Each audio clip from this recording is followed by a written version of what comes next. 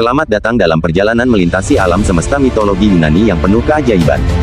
Mitologi Yunani telah mempesonasi kita selama berabad-abad, dan salah satu aspek yang paling menarik adalah para Olympians atau dewa-dewi yang mengatur dunia ini. Mereka tinggal di Gunung Olympus, dan setiap dewa memiliki cerita dan kekuatan unik mereka sendiri. Dalam video ini, kita akan menjelajahi para dewa Olympus yang telah menjadi legenda kuno dan terus menginspirasi imajinasi manusia.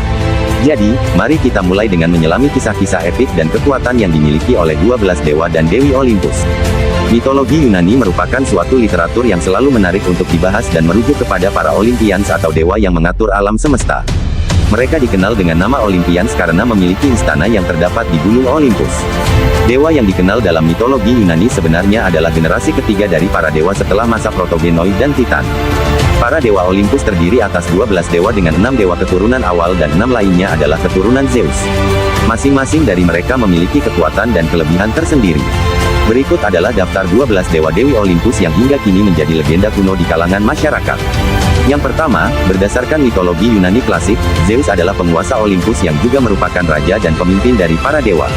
Padanan Zeus dalam mitologi Romawi adalah dewa Jupiter. Meskipun Zeus memiliki banyak konflik seperti yang dikisahkan dalam mitologi, namun ia adalah dewa yang abadi dan tidak bisa terjerat dalam masalah fana. Zeus adalah anak termuda dari Titan Kronos dan Titanes Rhea dan dibesarkan oleh Mother Earth atau Gaia. Setelah dewasa Zeus menggulingkan ayahnya yaitu Titan Kronos untuk menguasai dunia.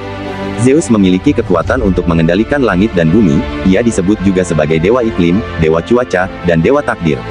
Yang kedua adalah Poseidon. Dalam mitologi Romawi, Poseidon dikenal sebagai Neptunus. Ia merupakan penguasa laut dan tinggal di bawah laut bersama istrinya, Aegea. Ia juga dikenal sebagai dewa gempa bumi dan pembawa badai, karena ia mampu mengendalikan lautan dan dunia bawah laut. Poseidon juga selalu digambarkan sebagai dewa perkasa yang menaiki kuda setengah ikan serta mengacungkan trisulanya. Poseidon sangat dihormati oleh para nelayan dan orang-orang yang melakukan pelayaran pada zaman dulu. Sama seperti Zeus adiknya, Poseidon juga memiliki banyak hubungan dengan wanita. Yang ketiga, Ares merupakan anak Zeus dan Hera. Ia merupakan dewa perang yang terkenal karena kebrutalannya dalam bertempur. Masyarakat Romawi kuno menyebut Ares sebagai dewa Mars. Meskipun Ares dikenal sebagai dewa perang, namun banyak kerajaan yang tidak ingin menyembahnya karena dianggap terlalu kejam dan tidak memiliki belas kasihan. Ia dikenal sebagai dewa yang penuh kemarahan. Penggambaran dirinya adalah diliputi api, biasanya mengenakan baju zirah perang dan helm serta memegang tombak. Amazon, Harmony dan Eros atau biasa disebut Cupid, adalah anak-anak Ares dan Aphrodite. Yang keempat, Hera merupakan ratu para dewa. Ia juga anak dari Titans Kronos dan Titanes Rhea, yang mana adalah kakak perempuan Zeus, sekaligus istrinya. Hera adalah dewi perlindungan bagi pernikahan, kelahiran dan persalinan, para wanita dan pengatur bintang-bintang di angkasa. Dari pernikahannya dengan Zeus, ia memiliki 3 orang anak yaitu Ares, Hephaestus dan Eileithyia. Yang kelima, Hermes dikenal sebagai dewa yang cerdas dan tampan. Padanannya dalam mitologi Romawi adalah dewa Merkurius. Hermes adalah putra Zeus dengan istrinya yang bernama Maia. Ia merupakan dewa pengantar pesan, dewa penunjuk jalan, dewa pelindung para petualang, dan dewa penuntun arwah. Hermes dijuluki sebagai Psikopompos yang berarti dewa pengantar arwah menuju dunia bawah. Ia dapat melintasi 3 dunia yaitu dunia para dewa, dunia manusia dan dunia kematian atau dunia bawah. Yang keenam, Dewi Aphrodite adalah dewi cinta Yunani. Ia selalu digambarkan memiliki paras yang cantik rupawan sehingga membuat siapapun yang melihatnya akan jatuh cinta. Ia merupakan lambang nafsu, kecantikan, bujuk rayu, kebahagiaan dan dipuja sebagai dewi kesuburan bagi wanita. Dewi Aphrodite memiliki suami yaitu dewa Hephaestus namun memiliki anak dengan kekasihnya, yaitu Ares sang dewa perang. Orang Romawi menyamakan Aphrodite dengan Dewi Venus. Yang ketujuh, Athena adalah dewi kebijaksanaan juga penyusun strategi perang yang handal. Selain itu, ia juga dikenal sebagai dewi seni, keindahan jiwa dan dewi kepandaian serta pendidikan. Ia merupakan anak Zeus dan Metis. Athena digambarkan sebagai wanita dengan aura kecerdasan yang kuat, mengenakan baju perang lengkap dengan pelindung kepala dan memegang perisai serta tombak. Hewan kesayangannya adalah burung hantu. Athena juga merupakan pelindung bagi gadis-gadis perawan sebab dirinya sendiri juga adalah dewi yang perawan. Persamaannya dalam kepercayaan Romawi kuno adalah Dewi Minerva. Yang kedelapan, Apollo adalah dewa matahari, cahaya, musik, ramalan, panahan, penyembuhan dan pelindung kaum muda. Ia memiliki saudari kembar yaitu Artemis dan merupakan anak dari Zeus dan Leto. Apollo secara khusus dianugerahi kuasa untuk mengatur pergerakan matahari di langit dan cahaya di bumi. Karena ketampanannya, Apollo menjadi sangat angkuh dan mengira semua wanita akan jatuh cinta kepadanya. Namun kenyataannya, semua kisah cinta Apollo berakhir buruk. Ia juga dikenal sebagai salah satu dewa pemarah. Yang kesembilan, Hephaestus adalah dewa api dan juga merupakan suami dari Dewi Aphrodite.